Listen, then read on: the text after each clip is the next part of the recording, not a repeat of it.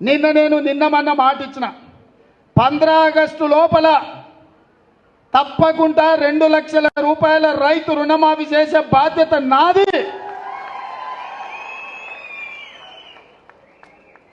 సేవలాల్ సాక్షిగా, బావోజీ సాక్షిగా నేను మాట ఇస్తున్నా, 15 ఆగస్టు లోపల నేను మీ రైతు రుణమాఫీ చేస్తాను.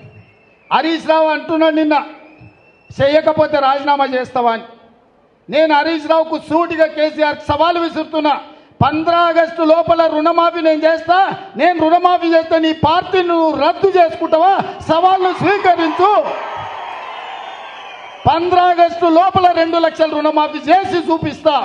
అక్కడి సూర్యుడు ఇక్కడ మొలిచిన, భూమి ఆకాశాలు తలకిందులైనా, కేసీఆర్ ఫామ్ హౌస్లో ఊరేసుకొని సచ్చిన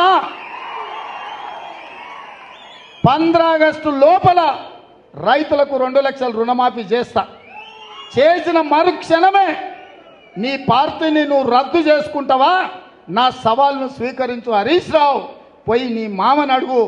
నేను మాటిస్తే ఎట్లుంటానో తెలుస్తుంది, నీ మామకు తెలుసు నీకంటే ఎక్కువ. అందుకే ఇవాళ చెప్తున్నా, ఈ వేదిక మీద నుంచి ఏ రైతు ఆధైర్యపడాల్సిన పని లేదు, ఏ రైతు బాధపడాల్సిన అవసరం లేదు.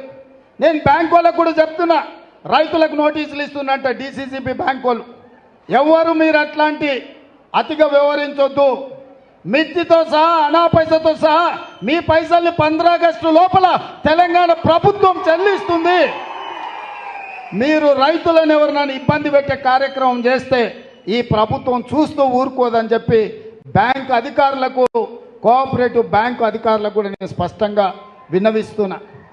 మాది జిమ్మెదారీ రైతుల తరఫున రుణమాఫీకి మీ అప్పు చెల్లించేది.